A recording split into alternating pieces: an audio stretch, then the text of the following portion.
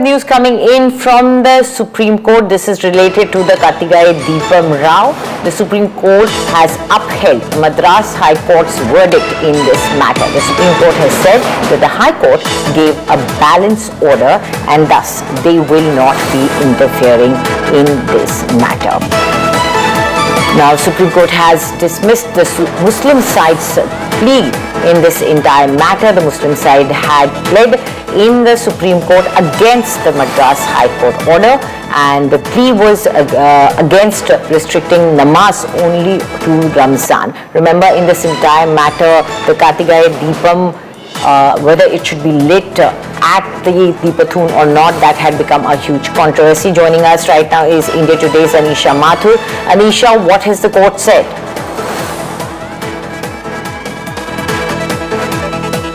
Okay, we'll try and connect with Anisha soon, but the plea that was moved in the Supreme Court by the Muslim side was that the Madras High Court Madurai bench order should be put on stay. They had said that the order says that Muslims are restricted from worshipping there, and they should allow namaz other than Bakrid and Ramzan also. Remember, that is the restriction that was imposed, and they had put a petition against that in the Supreme Court, basically challenging the High Court order.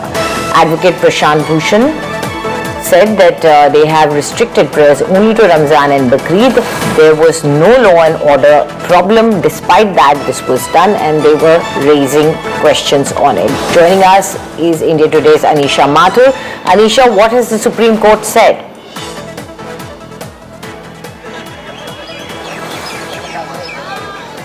Studio मुझे बिल्कुल आवाज नहीं आ रही है. Anisha, can you hear me? Okay, we'll try and connect with Anisha Mathur as soon as we can.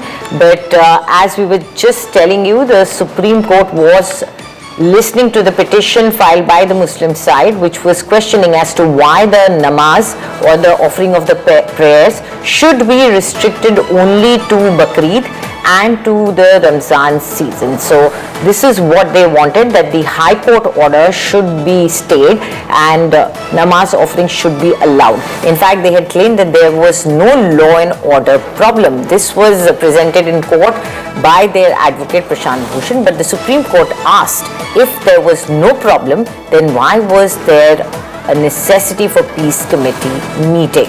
And to that, Prashant Bhushan, I beg your pardon, to that the advocate had said that our grievance is only this, that it restricts the prayer to only Bakrid. This is not what the Muslim side wants, and according to them, there is no law and order issues. Then why should such a restriction be imposed? This entire issue had been gaining ground for a while now, with the clashes erupting between the government, DMK-led government, and the BJP as well on that matter.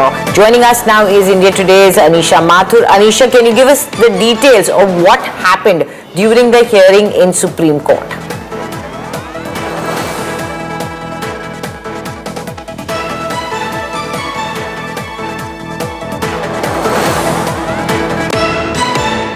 Okay, it seems that we have a little bit of a problem as far as audio is concerned, but the court earlier had upheld a single judge order that was about permitting the lighting of the ceremonial lamp at the Deepathun, which is a stone pillar, and now it seems the Supreme Court has also not stopped that order.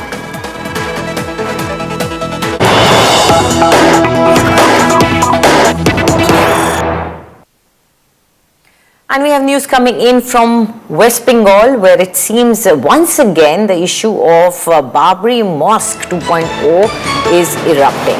The TMC Neta, who was later on removed from TMC, has released a Babri replica design. Remember, he was insisting on building this Babri Masjid, and now he seems to have released a design as well. Now, this Babri replica is coming up in Bengal's Murshidabad. Although he has been removed from the TMC, but he refuses to back down and is releasing a design as well now. Hindu groups apparently are upset over this and have planned a march to oppose this. Now, on February 11th, it is said that this Babri 2.0 mosque will be started, as in the construction will be started. The Quran recital will be held by 1,200 people at this event. Joining us now is India Today's Tapas Sen Gupta. Tapas, do tell us what is being planned. Well, the plan is gala. Humayun Kabir have categorically stated that on 11th he will be holding a mass rally.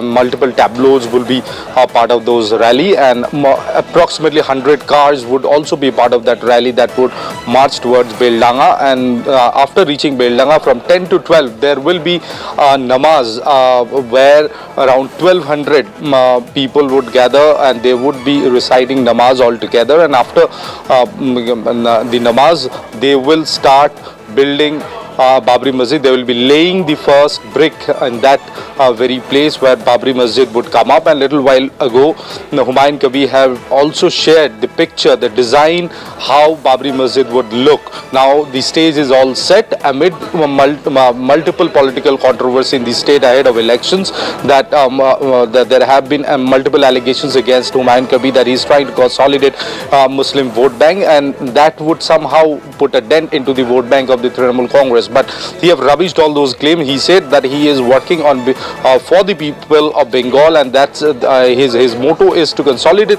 the Muslims all together, because there have been either the state government have deprived the Muslim community for long. On the other hand, at the center they are anti-Muslim in nature. So henceforth, this is an attempt by him to consolidate the Muslims for their betterment in days to come, and this is how he decided to start his entire political party by building Babri Masjid in that very place in Beldanga. Right, Tapas. Thank you very much for those details. And now let's listen into what exactly Humayun Kabir has said. Babri মসজিদের ভিত্তি স্থাপন তো 6 December হয়ে আছে। আগামী 11 তারিখ বুধবার বেলা 10টা থেকে 1200 মুসলিম সমাজের যারা কোরআনকে মুখস্থ রাখেন, হাফেজ বলা হয়, মৌলানা, কারি, হাফেজ, মুফতি, 1200 জন, তারা 10টা থেকে 12টা 2 ঘন্টা কোরআন তেলাওয়াত করবে, অর্থাৎ কোরআন খতম করবে। তারপরেই 12টা থেকে 12:30। Now let's go across to Sakshi Batra of Business Today, who joins us with all updates of the market. Sakshi, over to you. Look, this investment guru tips will double your money. Just claim the offer. Double your money from any random group. Pay attention. Promising double returns, they'll lure you in tight. Unverified groups will send fake tips overnight, emptying your pockets before you can fight. Well said, well said, well said. SEBI and NSE advise, consult only SEBI registered advisors and make payments only to verified accounts or UPI IDs. An investor awareness initiative by SEBI and NSE. Presented by National Stock Exchange. Co-powered by Purvankara, the art of development celebrating 50 years.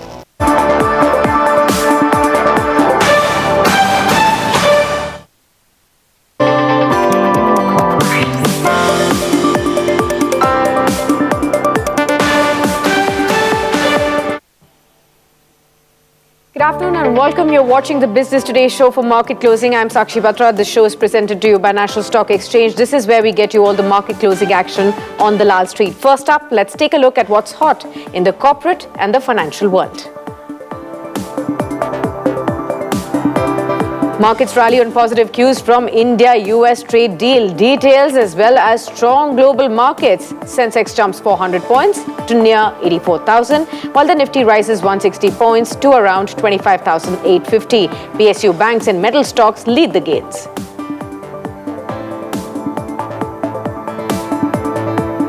Export-oriented stocks rally after India-US trade deal. Textiles and shrimp firms gain in trade, including Gokaldas, Raymond's, Welspun, as well as Avanti Feeds. Shortly, Rajendra Gupta, Trident Chairman or Emeritus of will be also joining in to discuss the impact of the deal.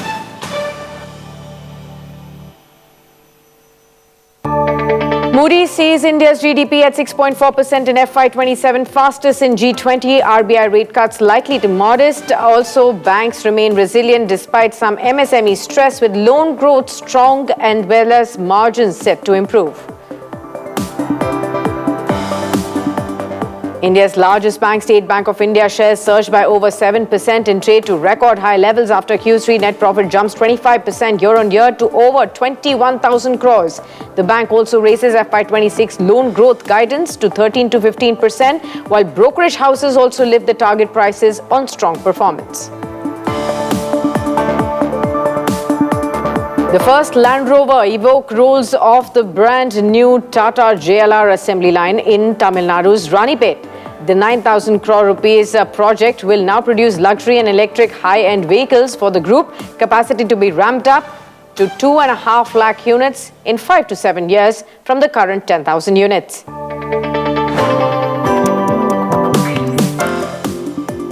Quickly looking at how the markets are trading in the last 20 minutes of trade. The Nifty hovering at 25,875, once again inching to the day's high point. We are 0.7% higher in trade after having seen good volumes across the board buying in trade today. All the sectors of the Nifty are up and about, led by gains in media stocks, 4% higher. PSU Banks, 3% higher. Small caps, over a 2% uptick. Real estate, metals, you name it. All the sectors are up and about in trade. On the Nifty, you have gainers like State Bank of India. We pointed that out to you, 7.5% higher post the Q3 numbers, as well as brokerage houses updates. We're also looking at Shriram Finance, Grasim, Titan, even Dr. Reddy's as among those gainers. Anywhere between 3 to 7% kind of gains can be seen along the stocks. When we look at the losers at this point in time, you just have about 8-10 stocks that are on the losing end as far as the Nifty is concerned. Max Healthcare is one, down by 3%. NTPC, ONGC, you also have ITC and ICICI Bank as among those top laggards in trade right now.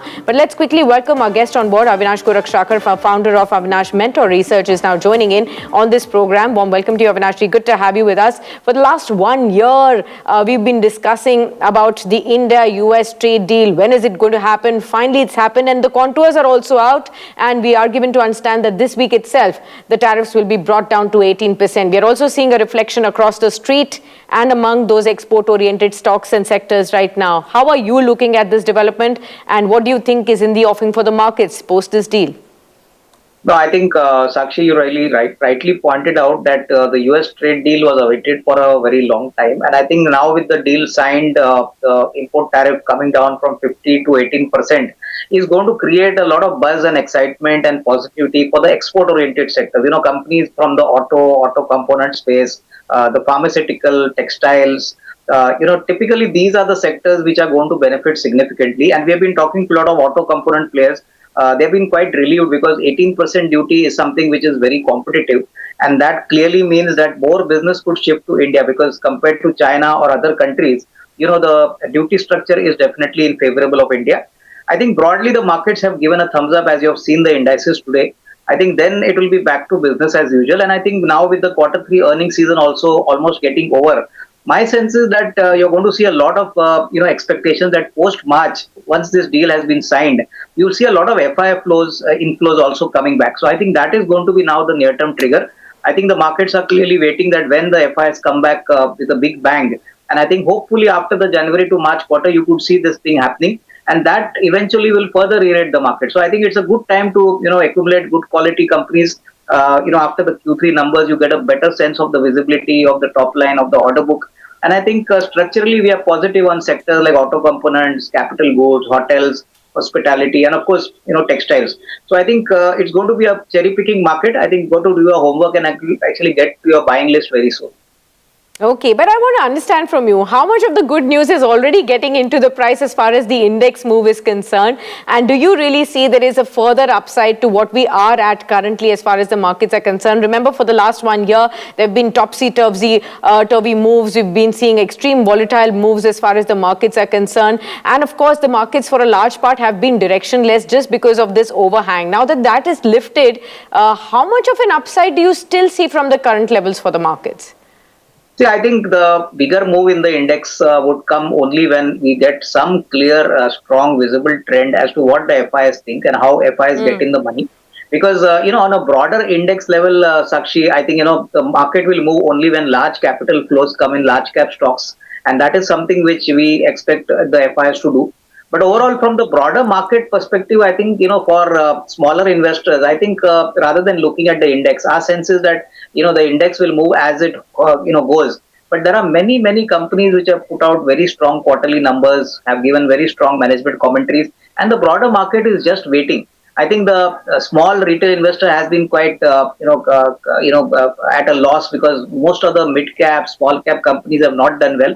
But I think this is one space where a good amount of alpha can be created. And this is because I can tell you the rise in gold, silver, copper has been so dramatic that now at these levels, it looks a little difficult to get an alpha there. So I think equity is the only asset class which hopefully I think, maybe from May, June should start recovering in a big way. So I think you need to basically preempt, your buying, do a little bit of homework, and I think stay invested. That's the, best way to get a alpha, from the equity markets. Right, you really rightly pointed out, Avinash ji, that we've actually been seeing, parabolic surge in both gold and silver. Last entire week, we did see wild swings even there. And now, slowly and gradually, gold and silver prices are again climbing back. So between choosing gold and silver and equities, you would choose equities at this point? Yeah, I think definitely. See, because the alpha to create a better kind of risk upside in gold and silver is now limited. I think at these levels you enter silver or gold. Definitely gold and silver will continue to be in the limelight. It's not that we could see any panic sell-off. But I think equities, are at the bottom end of the cycle. And I think that's the time where, hardly anybody is interested. Markets always reward, investors who actually get into some stock or maybe a sector, when nobody is looking at it. Absolutely. There's breaking news coming in on your screens now, viewers, as far as gold jewelry related stock is concerned. Kalyan Jewellers has approached the SEBI over manipulation. They've alleged manipulative trading in its stock. They are also seeking regulatory action towards it and an F&O suspension as well. Kalyan Jewellers has requested the futures and options halt up until inquiry is completed. That's what you are hearing from Kalyan Jewellers. 14.5% to 15% higher as far as Kalyan Jewellers is concerned today. And the stock had been buoyant right from the opening gains. And right now, if you see, it's near the top point of the day and about 15 points higher in trade. That's the news that's coming in. Kalyan Jewellers has now approached the market regulator, SEBI, over manipulation. They have alleged that there is manipulative trading that has taken place in its stock. They are seeking regulatory action as well as F&O suspension and requested the SEBI to halt the F&O trade up until the inquiry is completed there as well. 15% higher now for Kalyan Jewellers. All right. That's the quick words there that all of you can continue to watch out for. But viewers, we are also going to be focusing on the India-US trade deal and how it's really going to be impacting the export-oriented sectors at large.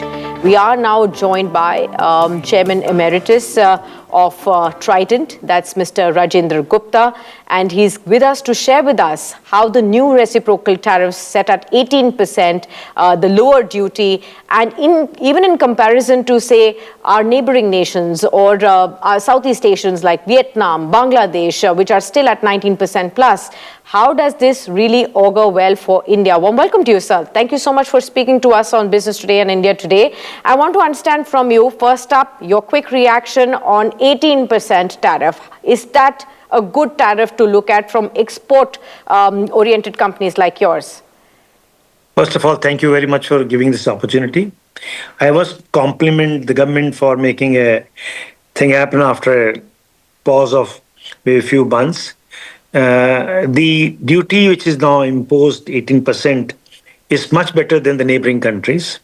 And I'm sure the volumes will increase, the bottom line going to get much better. So we see a good thing coming up for our business propositions.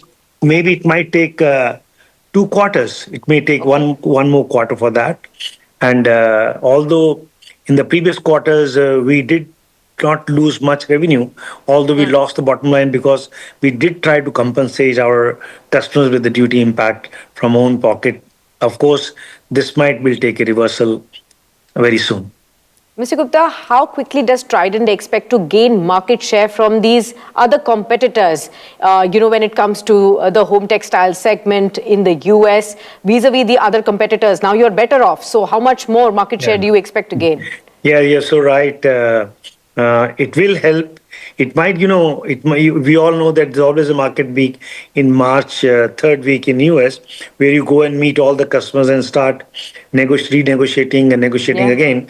I'm very sure it's going to bring almost growth in business to a large extent. Up to what extent, it is difficult to predict. I think it is not wise on my part to even disclose those numbers because I think today we had a board meeting and I'm very confident that we'll get back to the numbers even much better than before. What about the margins? You did say that, of course, revenues and bottom line profitability will improve. What about the margin expansions over the next 2 quarters that you're expecting? Well, it will not be the same as for the previous quarters because we have to still, because, but I think the volume will rise and new markets now, not only US, you had FTA with the European Union, you are also on the verge of closing with UK. The market of USA, UK, Europe and Australia and New Zealand is also going to give you a more inroads towards the markets. Practically, the expansion of the market, the growth of the market, you get now a fairly an equal playing ground or a better playing ground for UK and Europe both. So possibly the growth in market is very visible and very feasible. Maybe it might take a while to get back to the same EBIT margins. Right. If I have to ask you what our Commerce Minister, Mr. Goyal, mentioned, a target of $100 billion for the textile exports by 2030, how does this trade deal accelerate your own expansion plans or lead to new investments looking at the opportunity that's in the offing? First of all, again, I like to compliment a very, very well done articulations of the policies and very well closed on the policy. I surely believe that there are very great possibilities in next maybe 12 months to 18 months. The Trident will like to double the capacities in the home textiles as well as the new products which possibly are under the new regime of budgets where the budget has given much more leverage and much more support to move into new areas of textiles and new areas of the industry in a similar lines. Also, sir, if you could highlight for us, over the last couple of months, when there was a lot of trade uncertainty, we're given to understand that some of the US retailers had been destocking for months as well. Are you already now seeing, after this announcement, a surge in forward orders, request for quotes from major US big box retailers following Saturday's announcement? I must say you had a great study. You made a great study. Possibly what we call the pipeline is dried.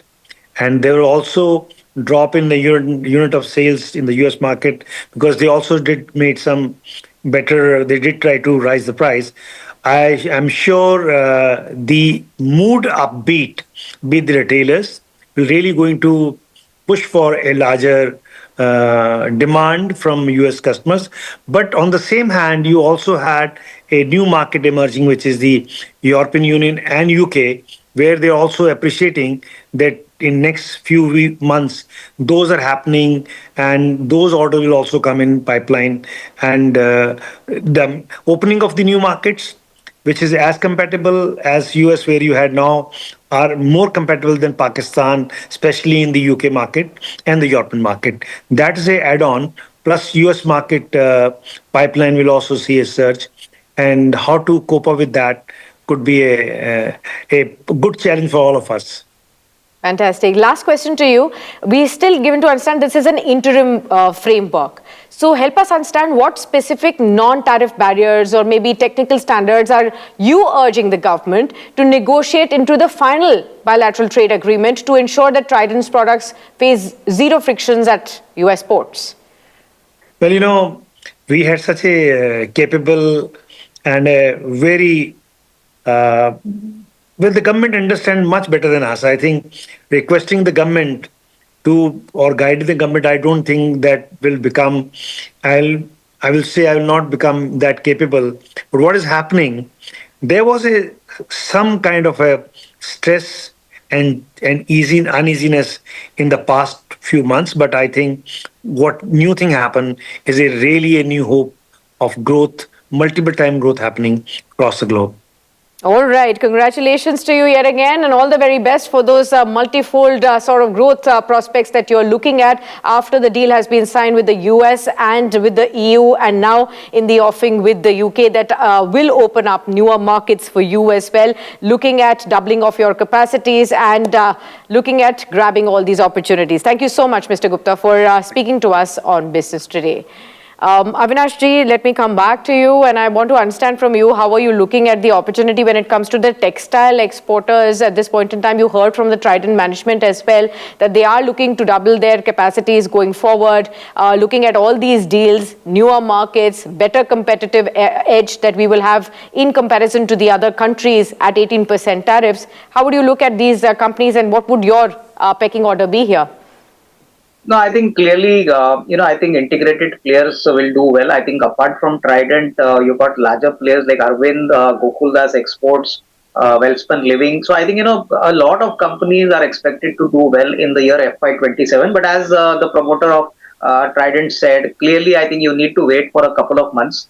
Maybe the fourth quarter may not be very strong, but I think post-March, I think from April onwards, hopefully if the currency stabilizes and if, this demand continues to grow, especially from the home textile market, there's a huge demand potential. So, companies like even Indocount Industries could do well.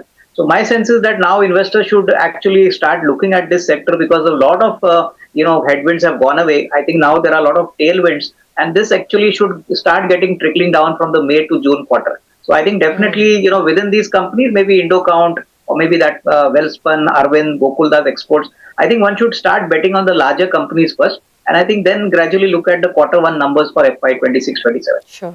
Okay, got that. Let's also shift focus to the auto space. The first Land Rover Evoque has rolled off Tata Motors and JLR's new assembly line at Ranipet in Tamil Nadu. This 9,000 crore rupees facility will now manufacture luxury as well as electric high-end vehicles, with capacities now planned to scale up to 2.5 lakh units over the next 5 to 7 years. Tata Group Chairman, Mr. N. Chandrasekaran, he has actually said that the plant will produce future models using latest technologies. He's also highlighted multiple free trade agreements as major opportunities for global expansion. So let's first listen into what he had to say. This plant was conceived to bring the latest Tata Motor models and Jaguar Land Rover models. So it has been created with a production capability for 3 lakh vehicles. And this probably will be the beginning for us to start to produce high-end vehicles, not only in terms of the Jaguar Land Rover products, but also products with the latest technologies. So this is just the beginning. So over the next 5 years, we will bring other models and also new technologies to this facility. Right. Avinash, coming to you on Tata Motors, both PV as well as CV, especially the passenger vehicles, a large part of the revenue, almost 80%, comes from JLR for the group. And most of this revenue is contributed through exports. Now that the trade deals are done, as Mr. Chandrasekaran was also talking about, how do you see the opportunities unfolding for export-oriented companies within the auto space as well? No, I think definitely Tata Motors should benefit because, as you rightly pointed out, almost 80% of their revenue comes from JLR. And I think this is a premium product, and I think the new factory at Ranipet is definitely going to improve the value addition, improve the profitability. I think probably you could see starting some kind of tailwind starting from the April to June quarter, because I think clearly with this kind of import duty structure, I think the US as well as the UK markets are very critical for a company like Tata Motors. So obviously, I think you should see better numbers, and I think markets are definitely also looking at a better quarterly kind of run rate, for the year FY 26-27. So I think at this level, definitely one should nimble into the stock. I think a good amount of re-rating can be expected over the next 12-15 months. Okay. Another top group, the Adani Group, is in focus, viewers, and the group is now set to begin work on its 70,000 crores coal gasification project in Maharashtra later this year. In fact, speaking to Business Today Television's Chetan Bhutani, Mr. Jeet Adani has said that the integrated plant near Nagpur is expected to generate around 30,000 direct jobs. The group is also planning to scale up its aircraft MRO operations as part of the broader industrial expansion. Let's listen in to that conversation. Big investment that you're doing, sir. What do you have to say about the big Vidarbha opportunity? What is it that you're very fond of Vidarbha? Especially the coal gasification thing. For the group, Vidarbha is an important place. Historically has been a very important place, and it's a land of opportunity, land of resources, and we are here to be long-term partners to the people here. All right, before I let you go, I want to ask you about coal gasification and what about your aircraft operations? What about that, sir? Aircraft operations about MRO and the facility. We'll be expanding our MRO over here. Yeah. Yes. And what about investments? How much would you be putting in, and what about coal gasification? So any details on that? So coal gasification, like I just announced, phase 1 we're doing about 70,000 crores. That is on gasification and downstream. And phase 2 will be probably another of the same amount. And we'll be starting phase 1 soon. Right. Let's now quickly look at wrapping up the markets first before we go back to Avinash ji to take some of your questions, viewers. 25,862, the final print on the markets on the Nifty today, 169 points higher. We are near to the high point of the day as we've ended this session. All the sectors up into the green, barring just about a slight downtake on the IT sector. But look at the banks, up by 0.9%. Look at PSU Banks leading that from the front, over 3% gains there. Even the broader markets have done much better than the frontline indices. We've seen over a 2% uptick on the small caps, near about 2% uptick on the mid-cap index as well. But all of the sectors have managed to pull themselves up into the green in today's trading session. Across the board, a broad-based buying, SBI leading from the front when it comes to the Nifty stocks that have gained the ground today. So let's pull up some of those gainers there. SBI 7.5% higher in trade. Remember, brokerage houses are giving about 1,300 rupees kind of targets also. We're already at 1146. Shriram Finance, Bajaj Finserv, those are some of the names that have rallied about 3.5%, 6%. You also had Grasim, Titan as all of those names. Adani Enterprises also. You just heard Mr. Jeet Adani speaking exclusively to Chetan Bhutani as well. On the losing side, Power Grid, ITC, ONGC, these were the stocks that dragged about 8-10 stocks that still fell below the flat line in trade. But all in all, it turned out to be a great Monday and a great start to this week as well. Avinash ji, coming to you. On the Adani Group, if you could quickly tell us what's your thought process with the kind of expansions that they are now planning to do?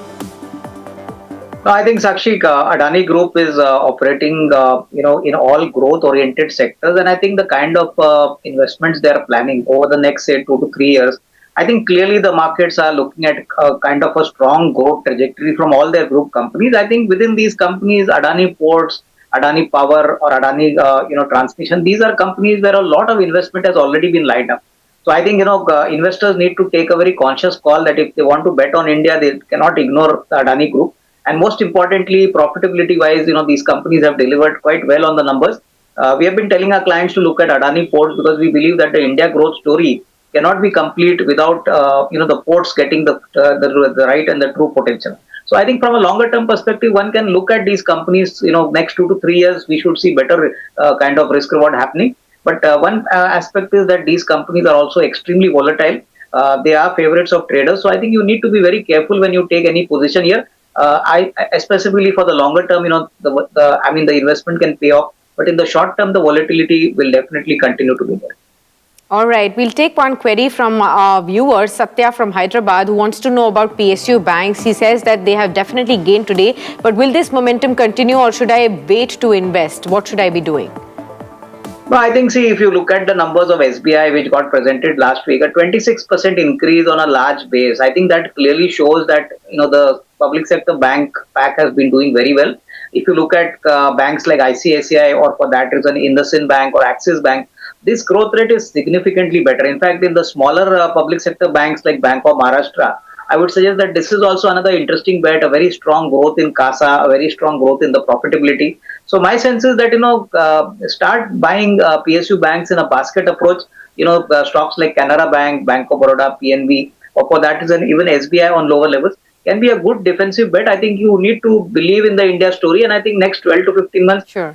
With the rate cuts announced, with the economy now getting back into high growth kind of gear, definitely PSU Bank should benefit. Okay, Bhavna from Dehradun asks you, between the gold jewelry stocks like Titan, Kalyan, Senco, Sky Gold, all of them have risen today. Which one has a better potential? No, I think, see, gold jewelry business has done very well for almost all the companies. If you look at Titan, you look at, Kalyan, my sense is that all these companies will do well even in the January to March quarter. The marriage season in January and February is also started off on a very strong note, and the management commentaries have been good. So I think something like maybe a Senco Gold or maybe Kalyan at slightly lower levels could be considered. But I think, one should be a little careful. Kalyan has gone up by 15% today. So I think if you want to get into these stocks, it's better that you follow a staggered approach, which will help you actually, average your cost better. And I think the risk reward would then get better for the investor. Fantastic. Avinashji, we have that much time itself on the show. So thank you so much for being with us. With that, viewers, we are wrapping up Business Today show right here. But in case you too have any questions about your investments in mutual funds, your SIPs, stocks or gold related queries, please do send them to us on the number that's flashing right on your screens. And with that, it's a wrap. Don't forget to tune in at 9 a.m. tomorrow morning to catch all the market opening action with Abha Bakaya.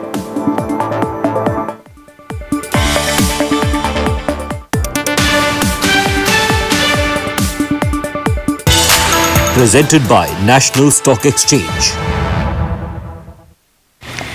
Look, this investment guru tips will double your money. Just claim the offer.